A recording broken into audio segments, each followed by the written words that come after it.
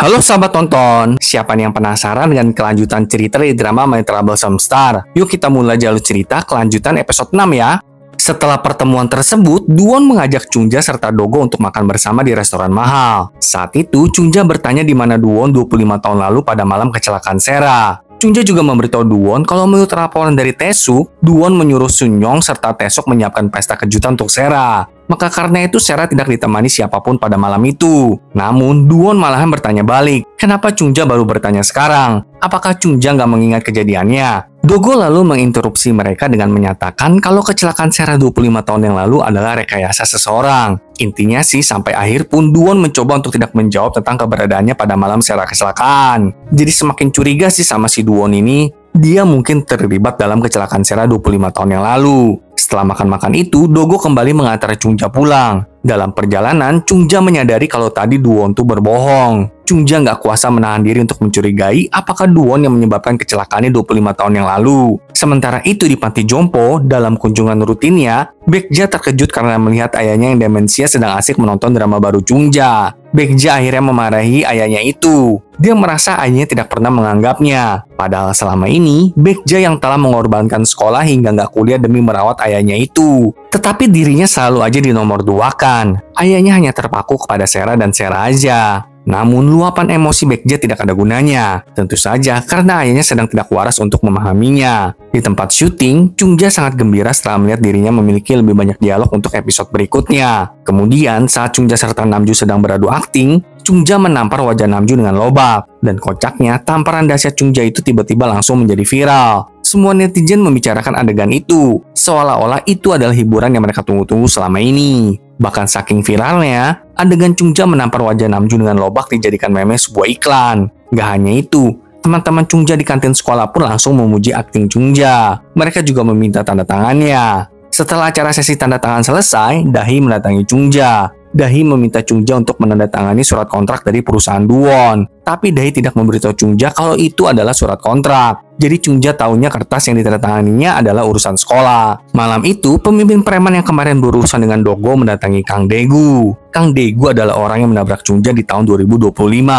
Pemimpin preman itu menyuruh Kang Daegu untuk kembali menghabisi Chungja dengan bayaran 10 kali lipat. Keesokan harinya, karena Taesuk sangat senang dengan adegan tamparan lobak Chungja, jadi dia menelpon Chungja, meminta Chungja serta Namju untuk menjadi model kosmetik belanja online itu. Hasilnya, belanja online itu menjadi viral, sampai menarik perhatian Sunyong. Karena Chungja dan Namju berhasil melariskan kosmetik di belanja online itu, ludes hanya dalam 1 hari. Ketika melihat lebih jauh, Sunyong menyadari kalau Chungja adalah Sera. Dan Sunyong pun terkejut tidak percaya melihat hal itu. Dan gak hanya itu, di lokasi syuting, Duwon tiba-tiba mengirimkan truk makanan untuk Chungja. Hal ini tentu membuat orang-orang di lokasi syuting berpikir kalau Chungja ada di bawah manajemen perusahaan Duwon. Dengan isyarat dari Duwon itu, Chungja meneleponnya, menanyakan apa yang sebenarnya Duwon rencanakan. Duwon lalu mengajak Chungja untuk bertemu berdua aja. Kali ini, Chungja pun menyetujuinya. Namun sebelum itu, Chungja kembali menemui Baekja. Kali ini Baekja tampaknya telah melunak setelah mengetahui kalau Chungja membayar semua tagihan panti jompo ayah mereka. Chungja juga berjanji untuk membantu membayar semua tagihan keluarga mereka. Malam itu saat Dogo sedang bertugas, dia melihat alat pelacak yang telah diam-diam dipasangnya pada jaket Kang Daegu. Karena curiga akan pergerakan Kang Daegu, Dogo pun segera mendatangi lokasi GPS tersebut. Dalam perjalanan, Dogo semakin panik ketika dia menyadari kalau alat pelacak itu menunjukkan Kang Daegu sedang berada di Gosiwon tempat Chungja tinggal. Dogo berusaha menghubungi Chungja, tapi hidup memang tidak sesuai pesanan. Ponsel Chungja kehabisan baterai, sehingga Dogo nggak bisa menghubunginya.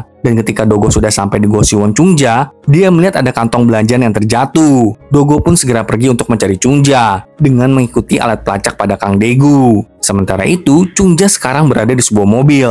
Dia disekap dan diikat oleh Kang Daegu yang berhasil menculiknya. Ketika Kang Daegu sudah berada di TKP, dia langsung menyeret Chungja yang pura-pura pingsan keluar dari dalam mobil tersebut untuk menghabisinya. Sementara Kang Daegu sedang menyiapkan semua peralatannya, Chungja segera bangun. Dia mengingat kembali pelatihan yang dulu pernah Sera jalani untuk syuting. Chungja segera menggunakan teknik dari pelatihan itu untuk melepaskan ikatan di tangannya dan bersembunyi. Jadi sewaktu Kang Daegu mendatanginya, Chungja segera menghajarnya dengan tongkat. Sayangnya, pembelaan diri Chungja hanya berhasil untuk sementara waktu. Tetapi untungnya, Dogo segera datang dan melancarkan beberapa pukulan telak kepada Kang Daegu. Akhirnya, setelah pertempuran sengit, Kang Daegu pun berhasil ditangkap. Meskipun penangkapan Kang Daegu adalah sebuah kelegaan, tapi Chungja tetap bertanya-tanya, kenapa Kang Daegu mau menghabisi Chungja. Di tempat lain, Hyung akhirnya mengetahui dari manajernya kalau Duwon mengirimkan truk makanan ke lokasi syuting Chungja, dan bahkan Duwon berencana untuk merekrut Chungja. Hal ini tentu membuat Hyung murka, karena bisa jadi Chungja mungkin akan mengancam posisi Hyung di industri hiburan, seperti dulu kala. Sedangkan Dogo, dia mengantar Chungja kembali ke Gosiwonnya.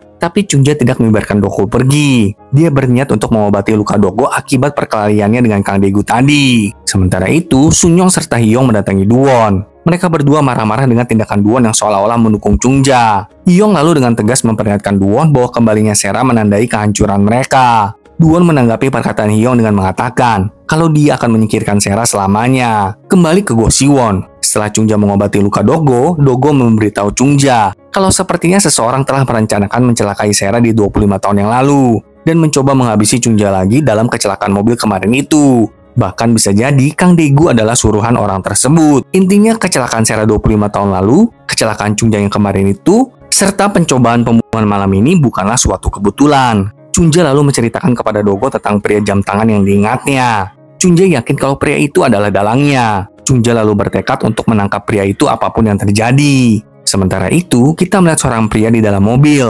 Dia memakai jam tangan yang ada dalam ingatan Chungja. Pria itu mengoceh tentang betapa giginya Sera untuk keluar dari bayang-bayang. Dari pin yang ada di blazernya, pria itu adalah seorang anggota dewan yang bernama Min Buk-hee. Akhirnya puzzle pun perlahan terjawab ya. Semoga Chungja bisa menemukan keadilan ya, dan kembali terkenal lagi. Mari saksikan kelanjutan drama ini minggu depan ya sahabat nonton. Sampai jumpa.